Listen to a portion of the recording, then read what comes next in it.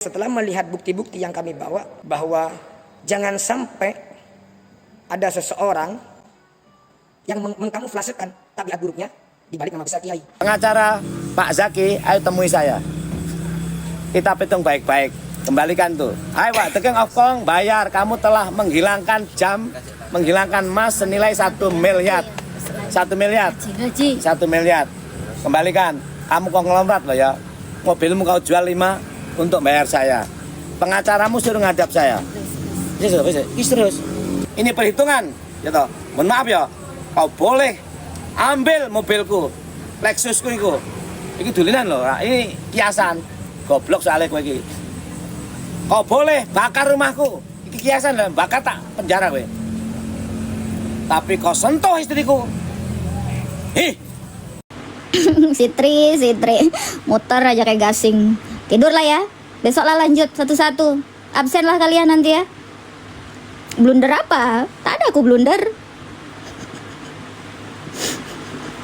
Lucu kali kalian ini ya. Ima nyerah dari mana? Gemetor. Screenshot sebelum tidur.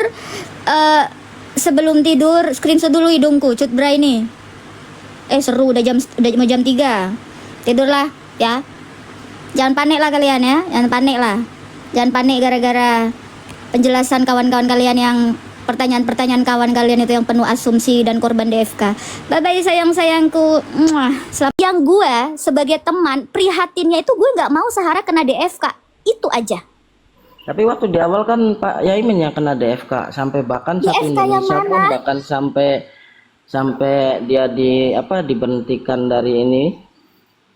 Lo diberhentikan gimana? Itu dinonaktifkan dan Yaimin itu meminta rehat. Enggak diberhentikan, enggak pernah ada tuh UIN Malang itu memecat Yaimin itu enggak pernah. Tapi kan waktu di awal kan beritanya kayak gitu. Oh, itu berarti lo termakan DFK. Berarti kan berarti Yaimin kena DFK, berarti selama Yaimin kena DFK lo enggak ngebela karena Yaimin. lo percaya Yaimin dipecat padahal enggak pernah. Enggak, berarti pas waktu Yaimin kena DFK lu enggak ngebela Yaimin. Lah, gue kan pernah jawab. Yaimin itu ada yang nanya, Yaimin dipecat? Enggak pernah Yaimin itu dipecat sama UIN. Nonaktifkan itu berarti one day dia bisa kembali lagi dan Yaimin memang membuat surat untuk mengundurkan diri sementara waktu dari aktivitas pembelajaran karena dia mau menyelesaikan persoalan ini. Ya gue jawab ketika publik bilang Yaimin sampai dipecat, enggak, Yaimin enggak dipecat. Bahkan gue ke Sahara pun langsung gue ngomong. Waktu di Densu pun gue ngomong ke Densu, Sahara nggak bisa dibenarkan, dia harus minta maaf di podcast ini. Yang gue nggak mau, cuman Sahara kena DFK aja kemana-mana nih, yang udah nggak fair, udah itu aja. Kalau proses hukum dan lain sebagainya sampai kalau dia nanti kena, gue bilang ke Sahara perbuatan lu ini, kalau kita sebagai awam aja ngeliat, ini tuh udah ada pasal yang bisa dikenai ke elu gitu loh. Nanti kalaupun itu terbukti, kemudian bisa tersanksi, begitupun laporanku Yaimin, ya udah kalian kalian pertanggungjawabkan dan hadapi secara gentleman. Itu bukan ranah gua. Berarti lu lepas. Lepas apa? Ya pas dia udah bener-bener jelas. Ya enggak lah, gua temen dia mau ke dalam keadaan kena ini, ya itu kan tetap temen gua. Emang ketika lu punya teman bersalah dosa, ya kan ya ditetapkan dia bersalah, lu mau membuang dia? Ketika lu punya teman bersalah berbuat dosa, lu mau ngebuang dia gitu? Iya, gua buang. Kalau gue buat enggak. Apa nyari teman yang punya gue salah? Enggak. Karena dia ya kan ya, dia kita berteman, dia melakukan kesalahan, dia bisa mengintrospeksi diri. Buat apa kita dukung? Oh, berarti lu bukan orang yang bisa berkawan. Loh, kalau berkawan sama orang yang salah buat apa? Lah, orang yang bersalah ketika dia dalam keadaan hilaf, dia merasa dia mengakui dia kesalahan salah. Itu nggak ada yang hilaf. Hilaf dong. Orang dalam keadaan marah ngamuk, lu nggak pernah melakukan hilaf seumur hidup lu? Ya, enggak, gue tanya, lu nggak pernah hilaf seumur hidup lu? Berarti selama ini si Suhara? Enggak, gue tanya, lu nggak pernah hilaf seumur hidup lu? Nggak pernah melakukan dosa dan salah? Dalam apa nih? Kalau hilaf kayak hilaf batal puasa, aduh sorry gue hilaf itu mah wajar sih. Apapun itu kalau dalam hilaf kayak ngata-ngatain orang tua kayak dugong atau apapun itu termasuknya bukan hilaf sih. Enggak, hilaf apapun itu gitu dalam pertemanan. Terus teman lu kena musibah dan lain sebagainya. Kalau kena musibah ya memang harus kita tolong. Ya ini musibah. Mana ada musibah? Enggak, gue anggap dia Orang yang hilaf ngatain memang. orang sampai dugong-dugong itu apakah itu musibah? Ya itu dalam keadaan dia hilaf karena Yang nendang-nendang ada itu apakah itu kejadian, musibah? ya, terkait Yang dugong nih. ngusir-ngusir apa orang yang di rumahnya dia sendiri apakah Oh, itu musibah? kalau yang ngusir ya, kalau yang ngusir warga nih, warga ngusir beliau ya, ngusir si Pak Min ini. Aku baru tahu loh orang yang ngatain orang bahkan istilahnya apa ya sampai sebegitunya dibilang itu musibah. Aku baru tahu itu. Itu bukan di konteks itu, enggak. Musibahnya itu ketika Sahara lepas kontrol dan melakukan kehilafan. Konteksnya tuh di situ. Dan gue tahu dia tahu itu salah. Dia mau refleksi. Dia mau meminta maaf, dia tahu ini ada resikonya. Oh, berarti kalau lepas kontrol itu termasuknya musibah. Itu hilaf yang gue anggap dia lagi kena musibah, Angga saya. Aduh. Oke, mungkin yang lain lah, silakan. Dari sini aku agak sedikit paham lah. Kali ada yang lain mau ngobrol. Hai Wak, Tegeng Okong bayar, kamu telah menghilangkan jam, menghilangkan emas senilai 1 miliar. 1 miliar. 1 miliar. Kembalikan. Kamu konglomerat loh ya. Mobilmu kau jual 5 untuk bayar saya. Pengacaramu suruh ngadap saya. Terus. Pengacara Pak Zaki, ayo temui saya. Kita hitung baik-baik, kembalikan tuh, atau terserah. Sabar ya, nggak usah terlalu nanggapi omongan negatif. Alah, foto aku ya tanggapi orang metu dhewe ya. Ya kudu bayar to. Mek dihukum tok rugi aku. Rugi. Hukum wong ngono ya oleh apa aku? Ya toh, ya. Ada yang melihat seonggok Sahara di sini, guys.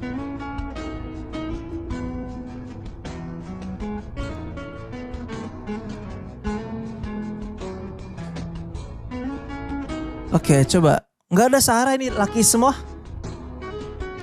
Oke, coba kita cari dulu, guys. Oh, jangan-jangan Sahara ngumpet di belakang pohon ini kali ya.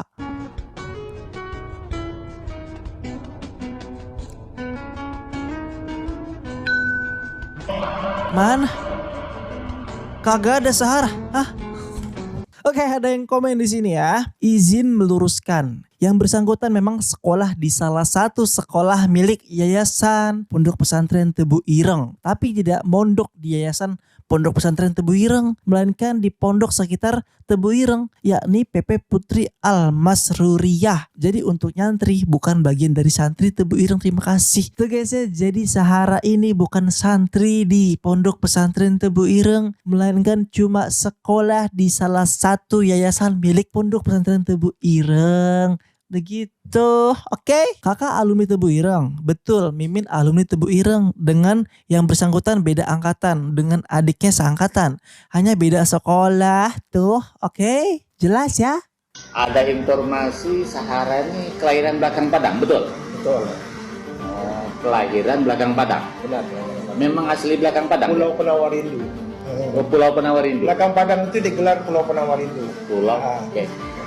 SD di situ ya? SD di situ. SD. Ya, saya guru MTS. Saya guru MTS, itu murid saya. Terus saya dapat informasi kalau Batam ke Jawa ke sana kemari itu katanya berani berangkat sendiri. Ya. Kalau itu umum berani. Itu kalau ada persoalan bertengkar sedikit, dia lawan dia. Nah, saat jika perlu dia kejar sampai ke rumah. Oh gitu. Memang anak itu pemberani, menyinggung dia.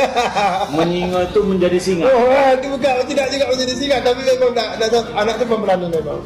Berarti. Karena karakter pengaruh bapaknya itu mungkin dari daerah timur itu bisa jadi. Rumah tuh tetangga dengan saya aja berdekatan. Jarak kita 30 meter. Oh, dekat berarti. Dekat. Jadi rumah Karena dia. saya tahu anak itu. Kira-kira nasihat Dato Amir Kasim lah kepada Sahara di kampung orang akan menjadi anak soleh itu macam mana? Solehah. Memang kan gini, kalau pepatah Melayu di mana bumi dipijak, di situ langit kita junjung. Di mana mau dipijak, di situ langit dijunjung. Kalau bahasa kampung kita mampulah mengadaptasi. Mampulah mengadaptasi. Dia nampaknya jarang pulang. Setelah akhir ini. Saya ada berapa tahun yang lalu waktu saya masih di belakang Padang, ada belasan atau 10 tahun yang lalu pernah jumpa.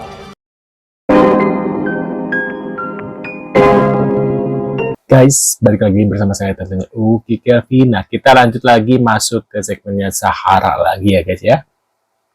Nah, kira-kira Sahara Yamin untuk hari ini ada info apa nih? Ada penjelasan Pak dosen ketika Sahara telepon minta maaf. Yamin bingung dengan Sahara setelah minta maaf malah bikin laporan baru gitu guys ya. Nah, ini kita lanjutin lagi. Tadi mungkin kalian sudah melihat beberapa video ya sebelum aku opening ini. Nah, ini kita lanjutin lagi. Kira-kira ada info apa lagi terkait Sahara Yamin ini, guys. Kita tonton, nanti kita reaction bareng-bareng ya, atau komentari video-videonya, guys. Nah, ini kita lihat seperti apa yang pertama. Ya, selanjutnya, maaf. Saya heran ya, Ibu Sahara ini kemarin waktu podcast dengan Densu itu telepon saya, Yai, saya minta maaf ya atas kekasaran saya. Oh iya Mbak, saya saat itu ada di Bangde di KDN. Oh iya Mbak, nggak apa-apa. Tapi ternyata kok dia lapor lagi, berarti kan nggak selesai. Alias dia menabur genderang perang. Bagaimana minta maaf kok lapornya gimana? Sejak awal yang lapor dia selalu lapor. Kenapa saya menunjuk pengacara ini Agustian Anggisiadian? Karena menanggapi laporan dia. Nah ini lapor lagi ya, gimana kok? Kan nggak selesai ini, katanya minta damai. Oh. Nggak kena mental. Lucu, aku lihat video ini nggak pernah mental. Malah. Bikin malu, tuh nggak kalian tuh orang-orang yang menghujat Sahara itu bikin malu nama Islam, tuh nggak bawa agama, fitnah aku, bilang aku LC, yang kita sama orang Indonesia aja agamanya sama aja, kerasa mau bilang IQ jongkok atau apa ya, tapi Nah ini kita maafnya guys. Assalamualaikum warahmatullahi wabarakatuh. Hari ini Senin 6 Oktober 2025. Saya Siti Jumianti atas nama pribadi dengan ini menyatakan bahwa beberapa komentar, konten-konten dan video saya yang saat ini beredar di beberapa platform di Instagram dan Sahara merupakan pendapat saya secara pribadi dan tidak ada sangkut pautnya dengan instansi tempat saya dan suami saya bekerja. Waduh. Yang berlaku di Indonesia. Saya dengan ini menyatakan menarik diri dan tidak akan mengeluarkan komentar apapun mengenai kasus tersebut. Pasti ini sudah dimarahi sama suaminya guys, ribut ya. Mungkin karena ulahnya dia, akhirnya suaminya juga kena nih, ujung-ujungnya kena juga ya. Pasti kan orang-orang kantornya suaminya, ini kan suami istri kamu gini loh guys ya. Jadi mereka ribut lah. Waduh, takutnya mungkin perusahaannya kena juga ya, geruduknya netizen dan mengalami ya penurunan, maaf ya. Makanya mungkin ini sudah ditegur sama suaminya juga dan orang-orang sekitar. Mungkin keluarganya juga kena guys ya. Nah ini kita lihat seperti apa lagi. Kemudian pasti akan timbul pertanyaan. Nah ini ada temannya lagi ya. Mengetahui bukti dan fakta tentang kelakuan Yamin sehari-hari luar biasa. Ibu Ima, ini namanya Ibu Ima ya. Temannya Sahara juga guys, kayaknya satu circle. Mungkin kalian sudah melihat ya video aku sebelumnya terkait Sahara, diduga Sahara dan Mbak ini sama Mbak Ima, satu lagi sama Mbak Siti Jumianti itu lagi zaman-zaman jadul lah, zaman-zaman jahiliyah. Katanya sih ya lagi dugem gitu guys. Nah ini kita lihat seperti apa ya dia mengucapkan. Kalau kamu sudah tahu Sahara ini salah, Sahara tidak beradab, Sahara kasar, tidak menghormati orang tua, lalu kenapa kamu masih membelanya? Gini teman-teman, kalau kalian menyimak apa yang saya sampaikan secara komprehensif, tentu akan paham bahwa saya tidak pernah membenarkan apa yang dilakukan oleh Sahara pada video-video yang dia upload melalui akun TikToknya. Tapi kemudian ada fakta yang saya paham, yang saya tahu, yang saya lihat buktinya, kemudian saya menaruh empati kepada Sahara. Karena saya tahu behind the scene, apa yang terjadi, apa yang menyulut emosinya Sahara. Dan sebagai perempuan dan sebagai orang yang mengenal, saya empati atas hal itu. Tapi ada sisi lain lagi yang menurut saya itu lebih fundamental. Bahwa saya tahu, saya melihat, ada bukti, ada fakta, bagaimana kelakuan Yamin ini sehari-hari. Dan itulah yang menjadi penyebab kenapa tidak hanya Sahara yang tidak nyaman dengan Yaimin, tetapi juga warga di situ yang sedemikian rupa tidak menginginkan Yaimin itu tinggal di kompleks itu. Ingat teman-teman, warga di situ bukan orang-orang bodoh, kompleks Depak ini apalagi. Ini orang-orang terdidik, orang-orang yang kerja, bahkan di lembaga pendidikan juga sama halnya seperti Yaimin. Tapi kan pasti kita timbul pertanyaan, kok bisa? Dan emang sepowerful apa sih Sahara kalau misal banyak orang yang menganggap semua orang itu dipengaruhi oleh Sahara untuk mendukung Sahara? Sepowerful apa Sahara ini? Apalagi mempengaruhi orang-orang yang terdidik di kompleks tersebut gitu. Dan apa teman-teman? Yang fundamental lagi, saat ini Yaimin dicitrakan sebagai seorang kiai, sebagai orang yang paham agama, yang mengajar filsafat, orang yang paham tasawuf, yang kemudian ada hal-hal yang saya nilai ini tidak bisa kita benarkan secara kolektif. Apa misal pandangan-pandangan tentang bagaimana dia mengkonter kenapa dia minum khamar, ya. Dia minum khamar itu karena ya kalau kita menganggap itu adalah air putih, maka itu tidak haram. Ini bukan tasawuf, teman-teman. Nanti orang bilang lagi kamu ngaji dulu gitu. Karena apa? Itu metafora gitu ya, metafora khamar di surga, bukan khamar di dunia. Kalau khamar di dunia tetap haram. Tapi kalau nanti khamar di surga, ya itu halal, ya air putih yang diminum rasanya khamar gitu. Jadi ini tidak tepat. Kemudian sebagai orang yang dipercaya ilmunya, yang memahami filsafat dan tasawuf, pola pikir seperti ini ketika dijadikan pemahaman secara sadar dan kolektif oleh publik, apalagi netizen, ini nggak bisa dibiarkan teman-teman. Apalagi video-video, chat-chat yang saya lihat, yang saya scroll langsung bukan hanya di satu HP. Yaimin punya kecenderungan dari sisi seksualitasnya, ini nggak normal. Kalau teman-teman menganggap bahwa video itu dikirimkan oleh Sahara atau oleh karyawannya yang pernah dititipkan HP-nya oleh Yaimin untuk diperbaiki, itu tidak ada. Nggak benar, karena scroll chat yang saya lihat tidak menunjukkan itu. Waduh, itu dia guys ya, ucapan terkait Pak Yaimin ya, dari Ibu Ima nih ya, yang mengetahui bukti dan fakta tentang kelakuan Yaimin sehari-hari guys ya. Nah, apakah kalian percaya dengan apa yang sudah dikatakan oleh Ibu Ima terkait Yaimin ini guys? Mungkin kalian bisa tulis di kolom komentar. Terima kasih sudah hadir dan kita akan bertemu lagi di video selanjutnya. Saya selalu buat kalian. See you guys.